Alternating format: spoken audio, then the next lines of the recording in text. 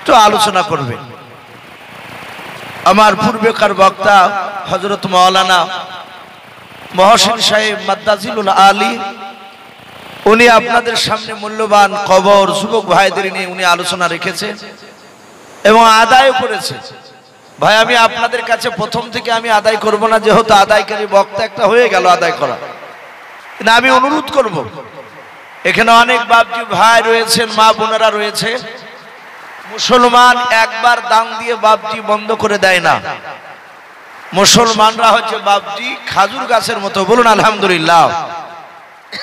আমরা দেখেছি খাজুর গাছ রস লাগানো হয়, একবার চাচি দিয়ে বাপজি বন্ধ হয় না, প্রতিদিন চাচি, আর যত চাচবে তত বাপজি খাজুর গাছ থেকে রস বেরোয়, বলুন আলহামদুলিল্লাহ।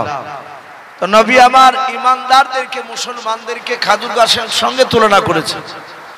আমি অনুরোধ করব আপনারা যারা এখনো দিতে বাকি আছে ভাই, বারবার শুধু নাম কারণ নয়, শেষের দিকে ইনশাআল্লাহ হয়তো 5 মিনিট থেকে 10 মিনিট আপনাদের কাছে একটু দেখবো। তার আগে অনেকে হয়তো কিছুক্ষণ ওয়াজ শুনে হয়তো বাড়িও চলে যায়, আমি তাদেরকে অনুরোধ করব ভাই ও বাপজি ও মা বোনেরা, আপনারা যে যা পারবে আপনারা সকলেই আসবেন। আর সভাপতি সাহেবের এখানে সাইডে লেখা হয়েছে, আপনারা দানগুলো ওনাদেরকে বলবেন, ওনারা লিখে নেবে ইনশাআল্লাহ। এইভাবে দান দিতে থাকবে। আর শেষের বেলায় ইনশাআল্লাহ আমরা দোয়ার 5 মিনিট আগে আবার আপনাদের কাছে বাপজি একটু দেখবো, যদি কোনো আল্লাহর বান্দা যদি শেষের বেলা দেয়, শেষ দোয়া করে দোয়া নিয়ে আমরা বাড়ি যাবো, বলুন ইনশাআল্লাহ। তো যাই হোক ভাই, আমি অন্য ভূমিকার দিকে যাব না। আমরা জানি গোটা কোরআন শরীফে 114টা সূরা আছে, তাই তো নাকি?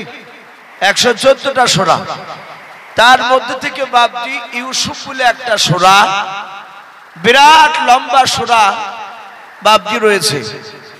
আমরা জানি গোটা কোরআনের মধ্যে সবচেয়ে বড় সূরা, সেই সূরাটার নাম হচ্ছে সূরায়ে বাকারা। কি বললাম? বাকারা। সূরা ফাতিহার পরে কোরআন শরীফে আলহামদু সূরার পরে আলিফ লাম মিম যালিকাল কিতাবু লা রাইবা ফিহি ইলা আখিরিল আয়াত, এই যে সূরাটা শুরু হচ্ছে এটা কি বাকারা সূরা বলা হয়। আর এই সূরাটাই বাপজি কোরআন শরীফের সবচেয়ে বড় সূরা, কিন্তু বলা হয়েছে গোটা কোরআনে 25টা নবী রাসূলের নাম আল্লাহ পাঠিয়েছেন, বলুন আলহামদুলিল্লাহ। গোটা কোরআনে 25টি, তার মধ্যে থেকে ইউসুফ নবী আলাইহিস সালামের জীবনী পূর্ণাঙ্গ বাপজি কোরআন শরীফে দেওয়া আছে। বাদবাকি আরো 24টা নবী রাসূলের কথা বিস্তারিত বাপজি কোরআনে দেওয়া নেই। আমি মোটামুটি আপনাদের কাছে ইউসুফ নবীর কথা একটু তুলে ধরবো ভাই।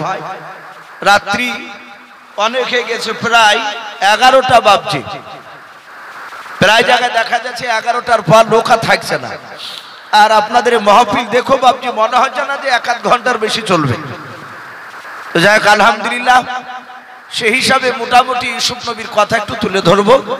আমরা সকলেই জানি যে হযরতে ইয়াকুব নবী বলে একজন আল্লাহর পয়গম্বর ছিলেন, নবী ছিলেন, হযরত ইয়াকুব নবী আলাইহিস সালাম। আর ওনার বাড়ি ছিল বাপজি মিশরের মধ্যে একটা কেনান বলে বাপজি একটা শহর ছিল। সেই শহরে হযরতে ইয়াকুব নবী আলাইহিস সালামের আমরা জানি তার 2টো বিবি ছিল। আর একটি কিতাবে বাপজি এসেছে 3টা বিবি, কিন্তু ওনার 2টো বিবির বাপজি সন্তান ছিল।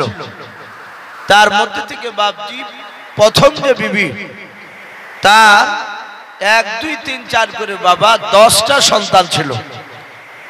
এই 10টা সন্তানের মধ্যে বড় সন্তানটার নাম ছিল ইয়াহুদ, দ্বিতীয় সন্তানটার নাম ছিল শমর, তৃতীয় ছেলেটার নাম ছিল বাপজি রুবেন।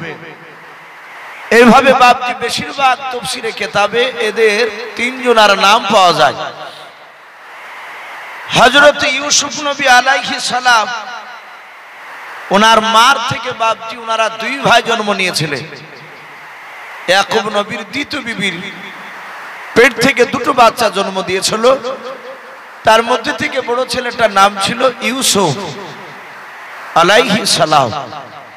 উনি তো প্রথমে নবী ছিলেন না, কিন্তু আমরা জানি উনি নবী। আর নবীদের নাম বাপজি মহব্বতে পূর্ণাঙ্গ নেওয়া দরকার। যদি না নিই তাহলে আদবের খেলাফ হবে।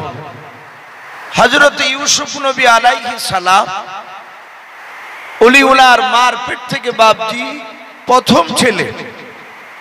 তারপর দ্বিতীয় যে বাপজি ইউসুফ নবীর ভাই জন্ম নিয়েছিল, তার নাম এসেছে বাপজি বানিয়ামিন। আমরা অনেকেই বাংলাতে আপনার জীবনীগুলো পড়লে দেখতে পাই বনিয়ামিন বলে লেখা থাকে। তো যাই হোক, বনিয়ামিনও বাপজি বলা যায়, অসুবিধা নেই। তাহলে ইউসুফরা এক মায়ের দুই ভাই, আর ইউসুফের বাপজি বইমাত্র ভাই। তার যে দ্বিতীয় মায়ের বাপজি আর 10টা ছেলে দিয়ে টোটাল ছিল তারা 12টা ভাই। কিতাবে লিখেছে ইউসুফ নবী আলাইহিস সালাম উনি বলে, আমাকে যে যত বেশি ভালোবেসেছে, ইউসুফ নবী বড় হওয়ার পর কথা বলেছে, আমাকে যে যত বেশি ভালোবেসেছে তার ভালোবাসার কারণে আমাকে বিপদে পড়তে হয়েছে। এটা ইউসুফ বলেছিলেন। আমরা জানি ইউসুফ নবী আলাইহিস সালাম উনি দুনিয়াতে জন্ম নেওয়ার পরে প্রায় 4 থেকে বাপজি 4.5 বছর বয়সে, আমি জানি না আপনারা শুনেছেন কিনা কারো মুখ থেকে, ইউসুফ নবীকে বাপজি 4 থেকে 4.5 বছর বয়সে ওনার উপরে তহমত লাগানো হয়েছিল চোরে। কিসের বললাম ভাই? চোরে। ইউসুফের তখন বয়স 4 থেকে 4.5 বছর বয়স। কেমন ভাবে হলো? কিতাবে লিখেছে ইউসুফ নবী মার পেট থেকে জন্ম নেওয়ার পরে এত চেহারা আল্লাহ দান করেছিলেন ইউসুফে। আমরা মোটামুটি প্রায় লোকের মুখে শুনতে পাই যে চেহারার গোটাকে আল্লাহ অর্ধেকটা চেহারা সারা পৃথিবীর মানুষকে বাপজি দিয়েছে, নারী পুরুষ সবাইকে মিলে। আর অর্ধেকটা চেহারা একাই আমার ইউসুফ নবীকে দিয়েছিলেন। বলুন আলহামদুলিল্লাহ। তাহলে কত চেহারা হতে পারে? আমরা রাস্তা দিয়ে একটা যুবক যদি যায় সুন্দর, আমরা অনেকেই তাকে দেখি। একটা সুন্দরী যুবতী নারী গেলে আমরা জোরে না বললেও অন্তরে বলি যে আল্লাহ তুমি একে কি দিয়ে তৈরি করেছিলে, ওর চেহারা দেখে। তাহলে ওর চেহারাটাই বলা হচ্ছে বাপজি গোটা পৃথিবীর মানুষ, নারী পুরুষ সবাইকে চেহারার অর্ধেকটা চেহারাকে বাপজি সবাইকে দিয়েছে 9 থেকে ভাগ করে। আর অর্ধেকটা চেহারা একাই ইউসুফকে দিয়েছিলেন। আরেকবার বলুন আলহামদুলিল্লাহ। তাহলে ইউসুফ কত সুন্দর! ইউসুফ নবী আলাইহিস সালামের চেহারার খ্যাতি এলাকায় বাপজি ছড়ে গেল। চারিদিকে বাপজি প্রশংসা করছে। ইয়াকুব নবী 12টা ছেলেটা নয় 11টা ছেলের মধ্যে তখন ছোট ভাই জন্ম নেয়নি, বনিয়ামিন আসেনি দুনিয়ায়। যে ইয়াকুব নবীর সব ছেলের চেয়ে দেখতে খুবই সুন্দর। ইউসুফ নবী একটা ফুপুমার বাপজি বিয়ে হয়েছিল গ্রামে, ইয়াকুব নবীর গ্রামে। আমাদের অনেকের বাপজি ভাই আছে আমরা এখানে, অনেকের দেখা যায় আপন ফুপুমার বিয়ে গ্রামই হয়। তো ইউসুফের ফুপুমা বাপজি প্রতিদিন দেখতে যেতে, দেখে ইউসুফের উপর এত মহব্বত বেড়ে গিয়েছিল। প্রায় ইউসুফ আলাইহিস সালাম যখন একটু হামাগুড়ি দিতে শিখলেন, ইউসুফকে ধুয়ে আর থাকতে পারে না। ইউসুফের ফুপুমা বলল, ওগো ভাই, 1 সপ্তাহ তোমার বাড়িতে থাকবে, 1 সপ্তাহ আমার বাড়িতে থাকবে। আমি প্রতিদিন এইভাবে আসা যাওয়া করতে আমার কষ্ট হয়। ইয়াকুব নবী দেখলেন আমার কলিজার টুকরা বোন, বোনের কথা একটু মানাই লাগবে। বললো, বোন 1 সপ্তাহ তোমার বাড়িতে থাকবো আর 1 সপ্তাহ আমার বাড়িতে? বলে হ্যাঁ। ইয়াকুব নবী বললেন, বোন আমিও তো থাকতে পারি রে। বললো, ভাই তোমার বাড়িতে 1 সপ্তাহ যখন থাকবে তখন আমি কষ্ট করে থাকবো, আমার বাড়িতে যখন থাকবে তখন তুমিও কষ্ট করে থাকবা। আমি 1 সপ্তাহ ধরে তোমার ছেলেকে জানু ভরে দেখবো, তোমার বাড়িতে যখন পালি পড়বে তুমি এক সপ্তাহ জাল ভরে দেখবে। বলে ঠিকই আছে। এইভাবে বাপজি নিয়ে যাও সাগর করতে করতে করতে করতে করতে করতে ইউসুফ আলাইহিস সালাম হাঁটতে শিখেছে। 4 থেকে 4.5 বছর বাচ্চা। ইউসুফের বাপজি ফুপুমা চিন্তা করলেন, ইউসুফকে এক সপ্তাহ যখন আমার বাড়িতে রাখিনি, ভাইয়ের বাড়িতে পালি পড়ে, সেই সময় আমি থাকতে পারি না।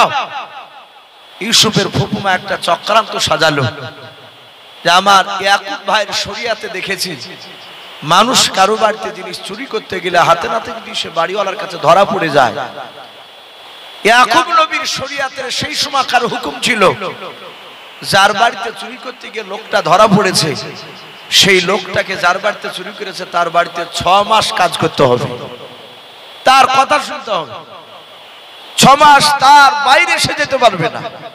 আর যদি পালিয়ে যায়, কোন জায়গায় যদি লুকিয়ে থাকে, তাহলে লোকটা ইয়াকুব নবীকে বিচার দিলে লোক দিয়ে ধরে তখন কঠোর বিচার করতে, তার আরো কঠিন শাস্তি।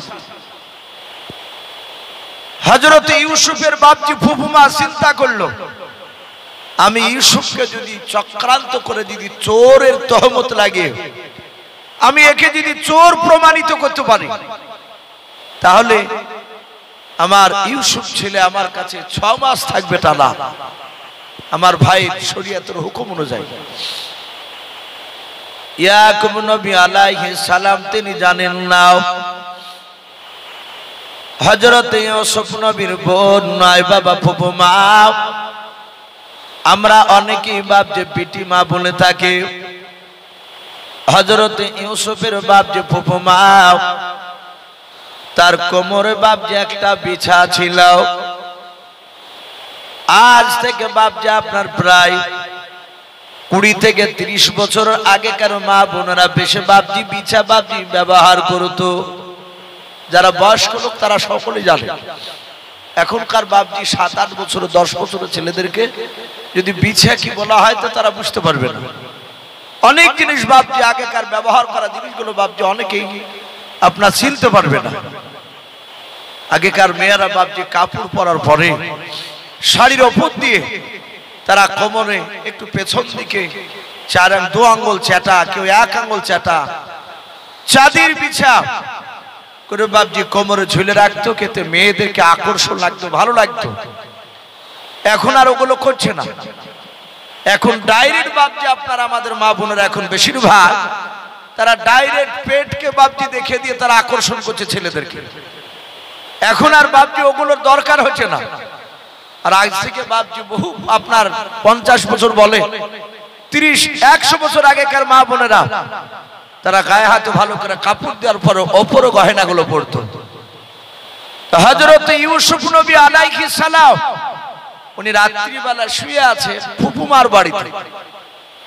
ওনার চোখে এত ঘুম ছিল, হযরত ইউসুফ নবী আলাইহিস সালাম তিনি জানেন না মানুষের ঘুম অনেক রকমের আছে। এক একটা মানুষ মশার মতন লাগ ডেকে ঘুমায় ভাই, ওকে জাহাতে বলবেন এই ভাই তোর লেগে পাশের ঘরে আমি ঘুমাতে পারছি, সে বা উঠে বলবে কই লাগ ডেকেছি, শুধু আমাকে মিথ্যা কথা বলো। আবার অনেকে এখন তো মোবাইলের যুগ, এখন রেকর্ডিং করে শোনাচ্ছে। আবার কিছু মানুষ আছে এত ঘুমায় যাকে তুইলে বাপজি এই ঘর থেকে পাশের ঘরে নিয়ে যাকে হাঁটিয়ে নিয়ে গেছে ঘুমের ঘরে, ও হাঁটতে হাঁটতে যাকে শুয়ে দিয়েছে, সকালবেলায় ঘুম থেকে উঠে বলছে আমি এই ঘরে কি করে আসলে। তাহলে এত ঘুম। আবার একটা মানুষের ঘুম আছে নাকের গুড়িতে বাপজি কানের গুড়িতে একটু মশা ভৌ করলে ঘুম ভেঙে যায়। অনেকের পাতলা ঘুম থাকে। ইউসুফের ঘুমটা খুব ভারী ছিল। ইউসুফ আলাইহিস সালাম শুয়ে আছে, ওনার ফুফুমা কোমর থেকে বিছাটাকে খুলে ইউসুফ আলাইহিস সালামে কোমরে বাপজি জামা তুলে ভরে দিয়েছে, কোমরে গেঁথে দিয়েছে। ইউসুফ জানে না সেদিনই বাপজি পালি পড়েছে ওর আব্বার বাড়িতে যাওয়া। সকালবেলায় ইউসুফ নবীর ফুফুমা বাড়িতে দিয়ে আসে। ইয়াকুব নবী চরম আনন্দ, 1 সপ্তাহ পর তার কলিজার টুকরা ছেলেকে বাড়িতে পেয়েছে। হযরত ইউসুফের ফুফুমা সে কিছুক্ষণ ধরে বাপজি বাড়িতে থাকার পরে হাওমা করে কাঁদতে কাঁদতে আবার নিজের ভাইয়ের বাড়িতে যাচ্ছে, ইয়াকুব নবীর বাড়িতে। ইয়াকুব নবী ডাক দিয়ে বলেছিল, বল তুমি কেন কান্না করেছো, বলো কি হয়েছে বলাও। ইউসুফের ফুফু মা হাওমা করে কান্না করতে করতে বলেছিল, ভাই আমার সর্বনাশ হয়ে গেছে। বলে কি এমন কি ক্ষতি হয়েছে বলো বল। বলে ভাই আমার বাড়িতে আমার কোমরের বেচাটা খুলে আমি আলমারিতে রেখেছিলাম, আমি লুকিয়ে রেখেছিলাম। আমি আমার কলেজার টুকরা ইউসুফ ছেলেকে, তোমার ছেলেকে তোমার বাড়িতে রেখে গিয়ে আমি বিছাটা খোঁজ করতে গেলাম। খোঁজ করতে গিয়ে দেখি যেখানে ছিল সেই জায়গায় বিছাটা নাই। গোটা বাড়িটা খুঁজলাম, কোথাও পাওয়া গেল না। ইয়াকুব নবী বলেন, বল তোমার বিছা হারিয়ে গিয়েছে তা আমি কি করে বলবো বলো। বলে ভাই আমার বাড়িতে তোমার ছেলে আর আমি ছাড়া কেউ তৃতীয় মানুষ গত রাত্রিতে কেউ ছিল না। বলে কে নিয়েছে জানো? বলো না ভাই, কিন্তু আমার ধারণা আমার মনে হয় তোমার ছেলে ইউসুফ হয়তো নিতে পারে। ইয়াকুব নবী আলাইহিস সালাম মনটা ভারী হয়ে গেল। উনি জানেন আমার ছেলে ইউসুফ কোনোদিন চুরি করতে পারবে না। আমার কোন ছেলে আজ পর্যন্ত চোরের কোন বাপজা আপনার এরকম তহমত শুনতে পাওয়া যায় না। হযরত ইউসুফ নবীর আব্বা ইয়াকুব নবী বলেছিলেন, ওগো আমার বল শুনে নাও, আমার ছেলেরা অন্যদিকে চঞ্চল হতে পারে কিন্তু তোমার পিছা নিবে না। বলো ভাই তুমি একটু ইউসুফকে ডেকে জিজ্ঞাসা করো। ইউসুফ নবীকে ডাক দিয়ে জিজ্ঞাসা করা হলো। ইউসুফ নবী আলাইহিস সালাম ডাক দিয়ে বলেছিলেন, ওগো আব্বা আমি আমার ফুফুমার বিছা তো দেখে নাই, আমি নেই নাই, কোথায় রেখেছিল তা তো আমি জানি না। বলে বোন দেখলে আমার ছেলে অস্বীকার করলো, সে তো নেয়নি জানে না। বলে ভাই শুনে নাও, আমি মৌখিক কথা বিশ্বাস করি না। ওর পা থেকে মাথা পর্যন্ত তুমি তার পকেট গুলো খুঁজে দেখো, তার দেহতে দেখো। ইয়াকুব নবী পকেট গুলো চেক করলেন। বোন বাপি আপনারও সন্দেহ করেছে। ইউসুফের পকেটে যখন পেল না জামাটা বাপজি খোলার পর দেখে বাবা তার কোমরে বিছাটা ভরা আছে। ইউসুফকে ইয়াকুব নবী বললেন, বাবা ইউসুফে তোমার কোমরে বিছা কেন? তুমি যে কিছুক্ষণ আগে বললে যে আমি নিই না, আমি জানি না। ইউসুফ বললেন, আব্বা আমি জানি না আমার এই কোমরে বিছা আসলো কি করে। হযরত ইউসুফ নবী আলাইহিস সালাম কাঁদতে লাগলেন। ইউসুফের ফুফুমা বলল, ভাই তাহলে হাতে নাতে ধরা পড়ে গেছে ইউসুফ, বলো তোমার শরীয়ত অনুযায়ী বিচার কি হবে? বলে বোন ইউসুফ তোমার বাড়িতে 6 মাস থাকবে। আমি ন্যায্য বিচার করে, আমি আদিলওয়ালা বাদশাহ, ইনসাফ করেনওয়ালা বাদশাহ। আমি কারো দিকে কটিনে কথা বলি না। আমি আল্লাহ কোরআনকে নয়, আমার উপরে যে আপনার কিতাব পাঠিয়েছে আল্লাহ, যে কিতাবগুলোকে বাপজি সহিফা কিতাব বলা হয়। আমরা জানি গোটা পৃথিবীর মধ্যে বাপজি যত নবী আল্লাহ পাঠিয়েছেন, রসুল পাঠিয়েছিলেন, তার মধ্যে থেকে 4 জন রসুলের কাছে আসমানি কিতাব পাঠানো হয়েছিল। তাওরাত, জাবুর, ইনজিল আর কোরআন মাজিদ। আমরা জানি এগুলোকে আসমানি কিতাব বলা হয়। এই 4খানা কিতাব বাদ দিয়ে আরো নবী রাসূলের কাছে যা কিতাবগুলো আল্লাহর কাছ থেকে এসেছিল সেগুলো ছোট ছোট কিতাব। ছোট বইলে একবার এরকম ছোট বই তা নয়, তাতে আইন কানুন একটু কম ছিল এই 4খানি কিতাবের তুলনামূলক, তাতে হুকুম কম ছিল। কোরআনে অনেক বিধান, অন্যান্য বিধানে দেখা গেছে হয়তো কারো 70টা 80টা, কারো 10টা, কারো 3টা, এইভাবে বাপজি তাদের উপর ওই ধরনের আইন ছিল। তাই সেই কিতাবগুলোকে বাপজি সহিফা কিতাব বলা হয়। হযরত ইয়াকুব নবী বলে নিয়ে চলে যান।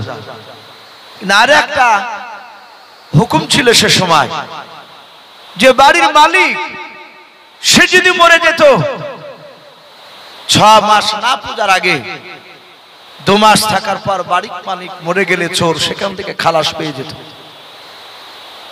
তার যে বাপজি আপনার দিনগুলো ছিল ধার্য করা যে 6 মাস, সে তখন আর 6 মাস থেকে থাকতে হতো না।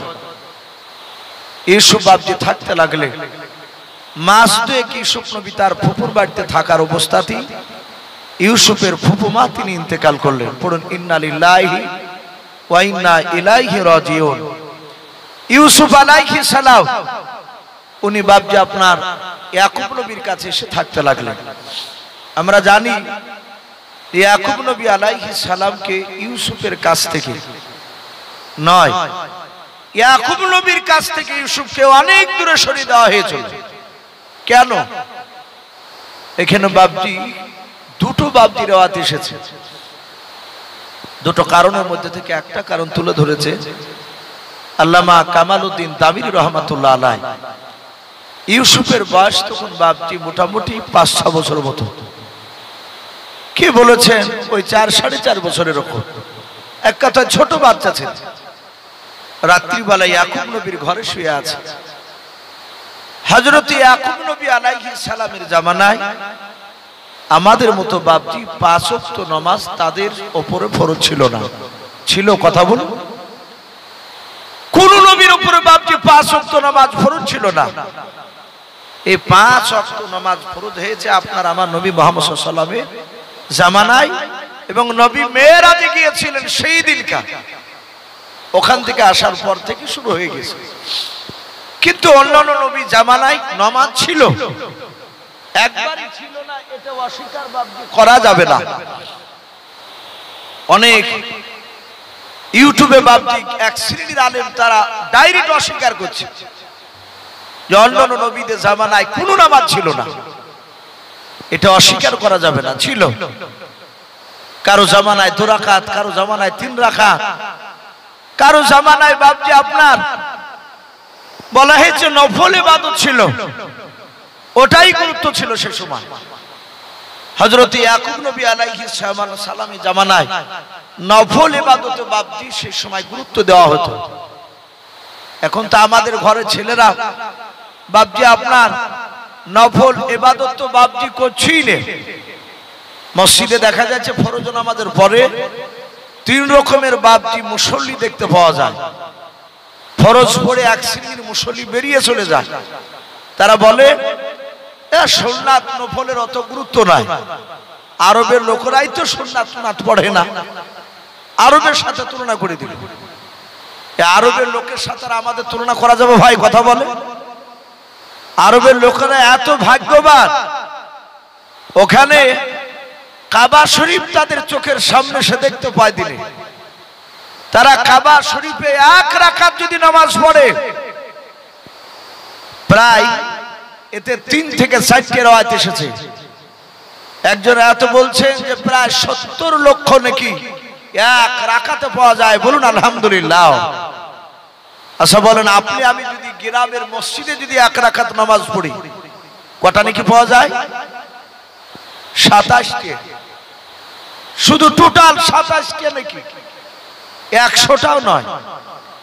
তাহলে ওই লোকরা যদি 1 রাকাত নামাজ পড়ে ফরজ, এখানে আপনার ওর 1 রাকাত সমতুল্য নেকি করতে গেলে আমার মনে হয় না যে আপনি 1 মাস লাগাতার নামাজ পড়ে ওদের সমান হবে। বাড়িতে যদি 1 রাকাত নামাজ পড়ে নামাজ হয়ে যাবে, কিন্তু বাড়িতে রাকাত পিছু 1টা করে নেকি পাবেন, 1টা। তাহলে বাপজি আমাদের ওদের সাথে তুলনা করা যাবে না। আর এক শ্রেণী দেখা যাচ্ছে সুন্নাত পড়ছে, নফল পড়ছে না।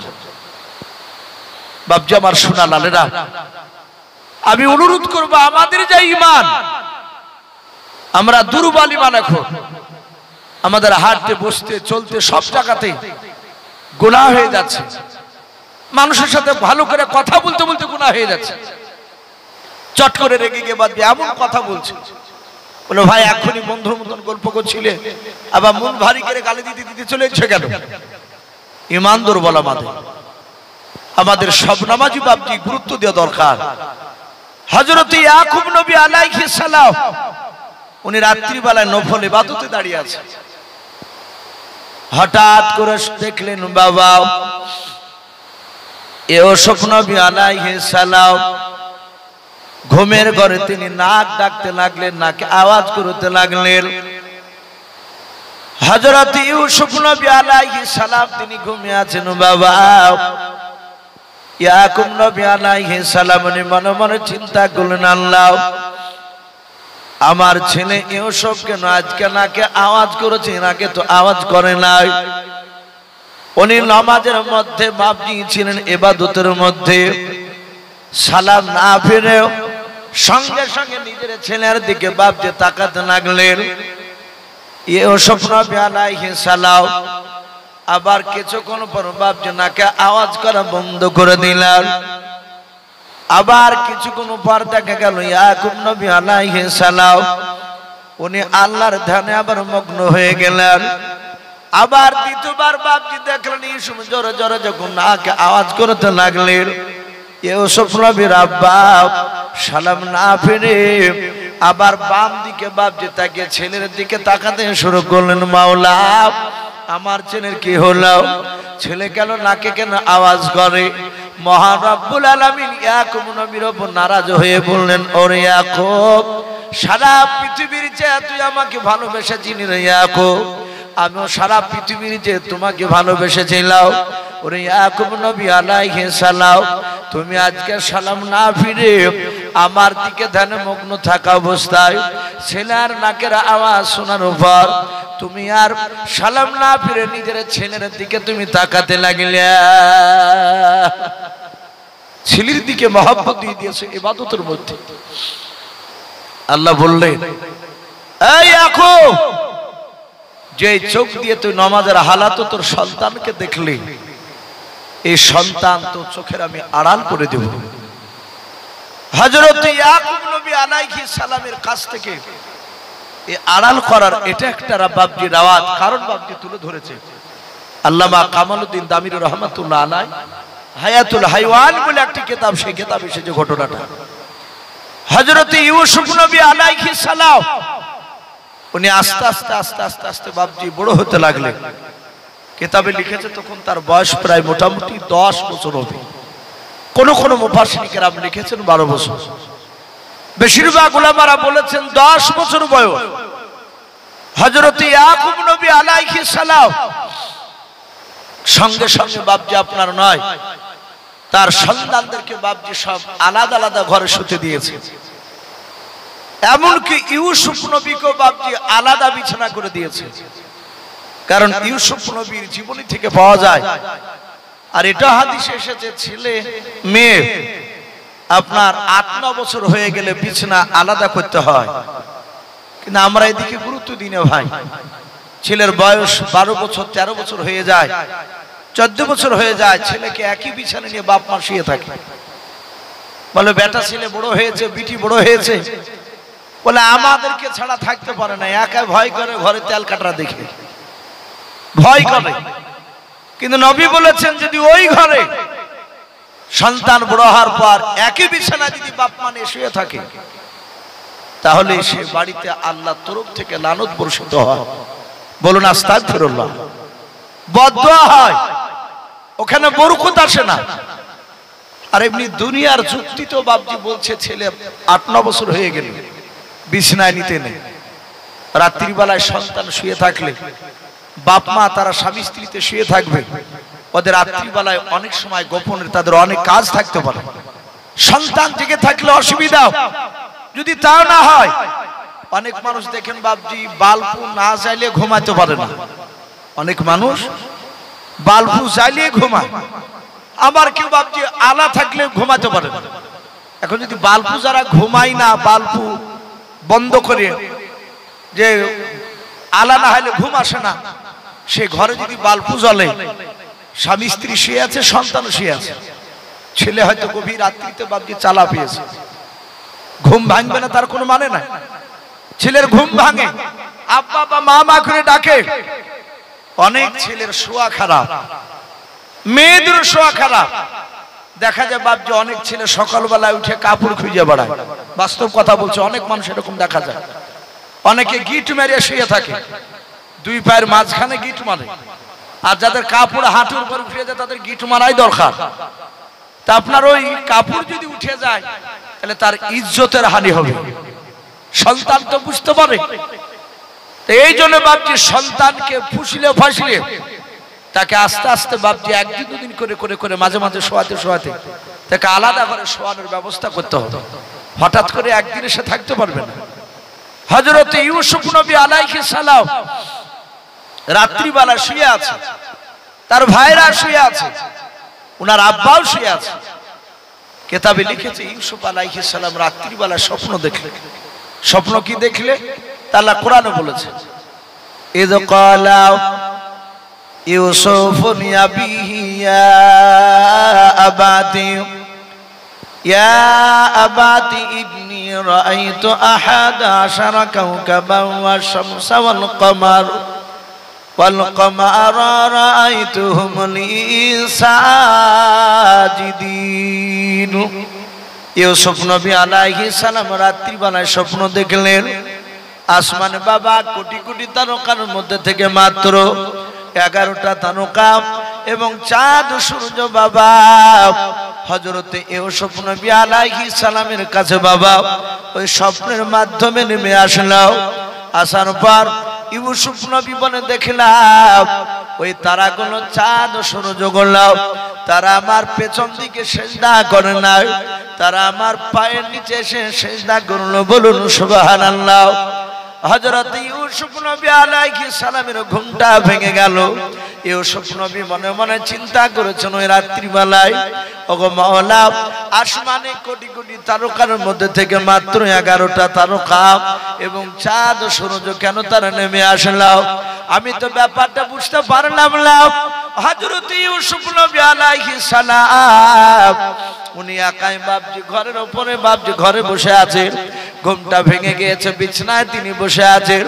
ইউসুফ নবী চিন্তা করলেন মাওলা এই স্বপ্নের কথা আমি কাকে বলবো? ভাইদেরকে বলবো না আব্বাকে গিয়ে বলবো? কারণ এই কথা থেকে বোঝা যায় ইউসুফের ভাইয়েরা বাপজি তারা আলাদা ঘরে ছিল। একই ঘরে থাকলে বাবা ইউসুফ রাত্রিবেলা ডাক দিয়ে বলতো আব্বা কিংবা ভাই আমি রাত্রিবেলা স্বপ্ন দেখলাম, কিন্তু এই কথাটা না ডেকে তার চিন্তা করেছিল মাওলা আমি আমার স্বপ্নের কথা ভাইদের কাছে গিয়ে বলবো না আমি আব্বার কাছে গিয়ে বলবো। চিন্তা শুরু করে দিলাম। হযরত ইউসুফ কিছুক্ষণ ধরে চিন্তা করার পর ইউসুফ নবী আলাইহিস সালাম উনি মনে মনে চিন্তা করলেন আল্লাহ আমি দেখেছি কেনান শহরে আমি আব্বার দরবারে দেখে যে মানুষেরা বিভিন্ন গ্রাম থেকে মানুষ সকাল বেলায় তারা আসতো, কেউ মহিকাল বেলায় আসতো, কেউ দুপুর বেলায় আসতো। আসানোর পর হযরত ইয়াকুব নবীকে ডাক দিয়ে বলতেন ওগো নবী পয়গম্বর আমি রাত্রিবেলায় স্বপ্ন দেখেছি, আপনি ব্যাখ্যা করে দেন, আপনি মানে করে দেন। হযরত ইউসুফ নবী বলেন আমি দেখেছি আমার আব্বা স্বপ্নের বাপজি তাবির করে দিতে, স্বপ্নের মানে করে দিতে। ইউসুফ দেখলেন না আমি ভাইদেরকে বলবো না, আমি আব্বার কাছে গিয়ে বলবো। হযরত ইউসুফ নবী ঘর থেকে বেরিয়ে বাবা নিজের আব্বা যে ঘরে শুয়ে আছে সেই ঘরের দিকে বাপজি চলে যাচ্ছেন।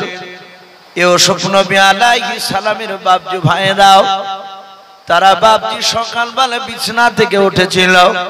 ইউসুফ নবী ঘর থেকে বেরোনোর আগে ইউসুফের ভাইদের মধ্যে থেকে বাবা সুমন বলে বাপজি যে ভাইটা ছিল ওই ভাইটা দেখলো ইউসুফ ভাই বিছানা থেকে উঠে প্রতিদিন আমাদেরই কাছে আসতো দেখা করতে।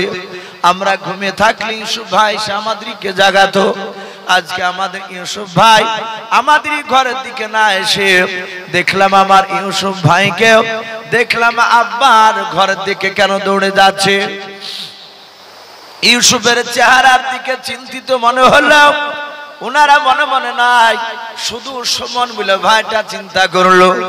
দেখি আমি চুপি চুপি পেছনে যাই, আমি আমার আব্বার ঘরের আড়ালে দাঁড়িয়ে থাকবো, আমি দেখবো আমার ভাই ইউসুফ ভাই আমার আব্বাকে কি বলে একটু দেখবো। আমি একটু আড়াল থেকে শুনবো। হযরত ইউসুফ নবী আলাইহিস সালাম ইয়াকুব নবীর কাছে গিয়ে বলেছিলেন, আব্বা আমি রাত্রিবেলায় অতি আশ্চর্য স্বপ্ন দেখেছি। ইয়াকুব নবী বলেন, বাবা কি স্বপ্ন দেখেছো বলো। ইউসুফ নবী শুধু বলেন, ইদ ক্বালা ইউসুফ লিআবিহি ইয়া আবাতি ইন্নী রাআইতু আহাদা আশারা কাওকাবান ওয়াশ শামসা ওয়াল কামারা রাআইতুহুম লি সাজিদিন। ইয়াকুব নবী আলাইহিস সালাম ইউসুফ নবীর বাপজি শুধু বাপজি আপনার কথাটা শোনার পর ইয়াকুব নবী বাপজার বসে থাকতে পারলেন না। উনি ছুটে এসে ইউসুফ নবীকে বাপজি পাঁজা মেরে ধরলেন, আদর করে জড়ে ধরলেন। ইউসুফ নবীর বাপজি কপালে চুমা দিয়ে বলেছিল, বেটা আর কি দেখেছো বলো। বলে, আব্বা এমন কিছু দেখে নাই, শুধু এই স্বপ্নগুলো দেখেছে, আপনি একটু মানে করে দাও। ওগো আব্বা আসমানে দেখলাম কোটি কোটি তারকার মধ্যে থেকে মাত্র 11টা তারকা এবং চাঁদ সূর্য, তারা কেন আমার পায়ের নিচে এসে সেজদা করলো। ওগো আমার আব্বা আর কেন তারা আসলো না, আর 11টাই তারা কেন আসলো, চাঁদ কেন আসলো। আব্বা আপনি মানেটা বলে দেন, কারণ আপনি স্বপ্নের মানে করতে পারেন। ইয়াকুব নবী আলাইহিস সালাম ডাক দিয়ে বলেছিলেন, বাবা আমি স্বপ্নের মানে করে দিব রে বাবা, একটু দয়া করে দেখো বাবা ইউসুফ, ঘরের বাইরে দেখো তোমার কোন ভাইরা লুকিয়ে আছে কিনা। হযরত ইউসুফ নবী ছোট ছেলে, ইউসুফ নবী বাপের কথা শুনে বাবা ঘরের বাইরে ডান পাটা দিয়ে দিলেন। আল্লাহর নবী বাপজি আপনারও নাই, আল্লাহর নবী জনাবে মুহাম্মদ রাসূলুল্লাহ সাল্লাল্লাহু তাআলা আলাইহি ওয়াসাল্লাম তিনি বলেছেন, বাথরুম থেকে বাবা না আয়। এমনি সেই ঘর থেকে ইয়াকুব নবীর ছেলে ইউসুফ উনি ডান পাটা বাপজি আপনার বের করার পর উনি ডান দিকে বাম দিকে তাকিয়ে দেখলেন ইউসুফ নবী আলাইহিস সালাম কাউকে দেখতে পেলেন না। এসে বলেন, আব্বা আমি ঘরের বাইরের দিকে লক্ষ্য করে দেখলাম কোন ভাই দাঁড়িয়ে নাই। ইয়াকুব নবীও জানতে পারলেন না, কিন্তু কিতাবে লিখেছে বাপজি তার ছোট ছেলের ইউসুফের ভাই বনিয়ামিন নয়, তার প্রথম বিবির 10টা ছেলের মধ্যে দ্বিতীয় ছেলেটা সুমন বলে নাম, সে লুকিয়েছিল। ইউসুফও জানতে পারলো না, ইউসুফের ভাই ইয়াকুব নবীও জানতে পারলো না। এখান থেকে বাপজি পরিষ্কার একটা কথা, অনেক মানুষ বাপজি তারা বলে যে গায়েবের খবর আল্লাহ তো জানে, তার সাথে হাতে নবী রাসূলরাও দিতে পারে, তারাও জানে। তাই বলুন আস্তাগফিরুল্লাহ।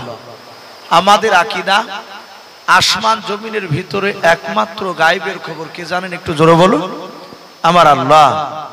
বাদ বাকি কোন মানুষ পৃথিবীর দিতে পারে না, এমনকি নবী রাসূলরাও জানে না।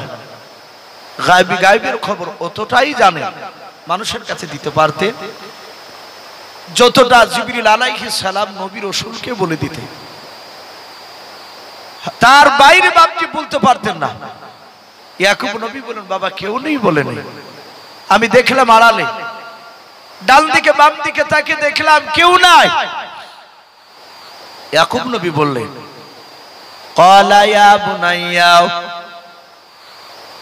লা তাকসুস রুয়াকা, ওরে আমার কলিজা টুকরা সন্তান শুনে নাও, লা তাকসুস রুয়াকা, খবরদার তোমার স্বপ্নের কথা তুমি কাউকে বলবা না। আলা ইখওয়াতিকা, এমনকি তোমার ভাইদের কাছে তুমি বলবা না। হযরত ইউসুফ নবী আলাইহিস সালাম ছোট ছেলে বাপজি কথাটা বাপজি ধরলাও, ডাক দিয়ে বলেন, আব্বা আমাদের মা দুটো হতে পারে, কিন্তু আব্বা আপনি তো আমাদের দুজনারই একটাও। আমার সমন ভাই ধরা আব্বা আপনি ও আব্বা আপনি আমাদের আব্বা আপনি আমাদের মা দুটো, এটা শুধু পার্থক্য, বাপের দিক দিয়ে পার্থক্য নাই।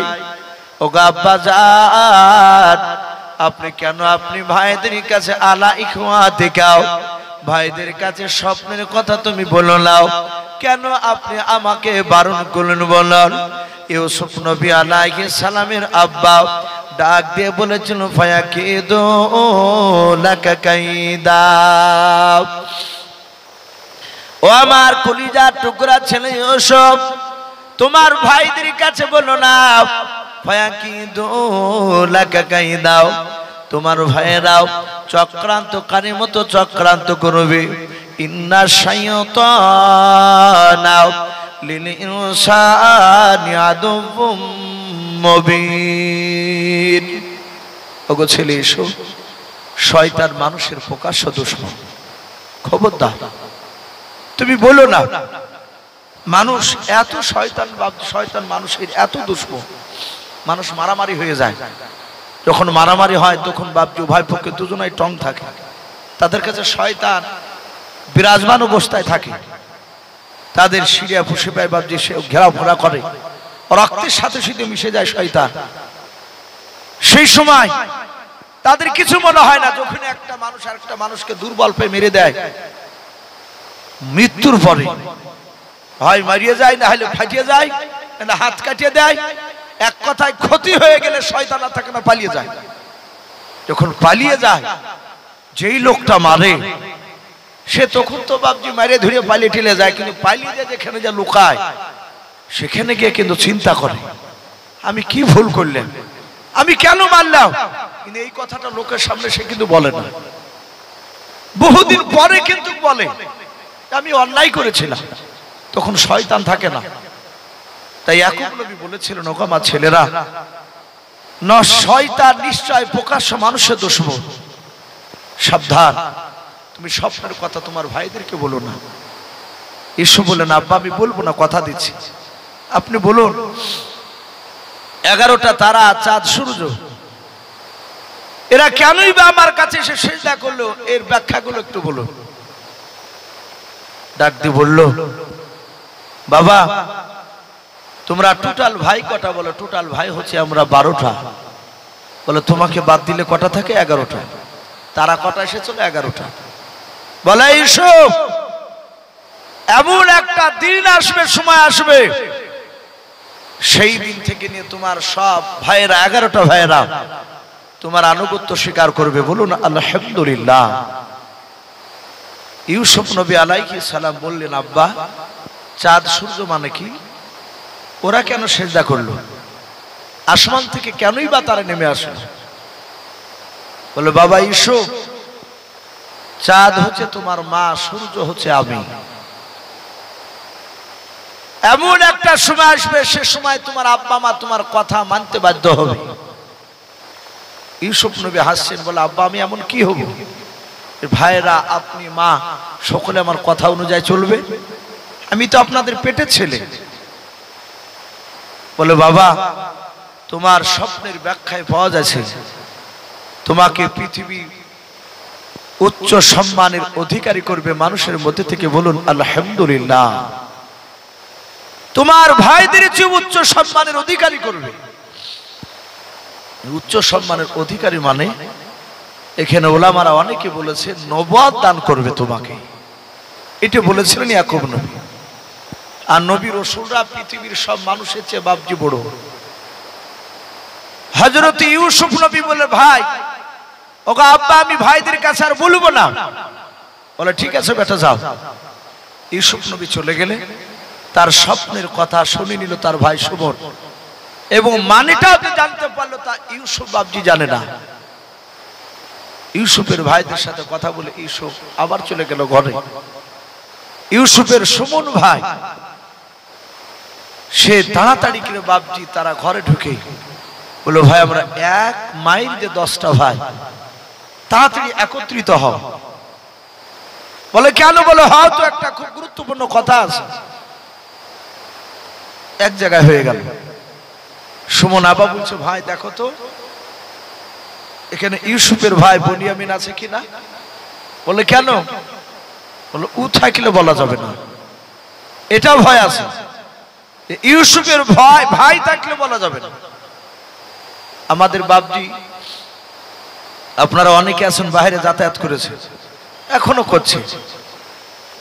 গোটা পশ্চিম বাংলার বাইরেও মানুষ এই বাঙালিদেরকে দেখে বাপজি ভয় পায়। কথা ঠিক না বেঠিক বলে? এই বাঙালিদের খুব বুদ্ধি, অপস্থিত বুদ্ধি এই বাঙালিদেরকে আল্লাহ দান করেছে।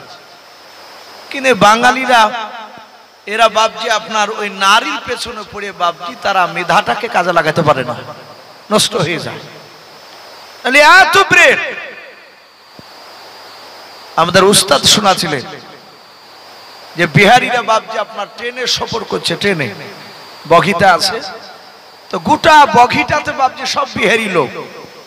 বাহিরকার মানুষ সফরে গেলে 8 জন 10 জন করে যায়, গ্রামের এলাকার মানুষ।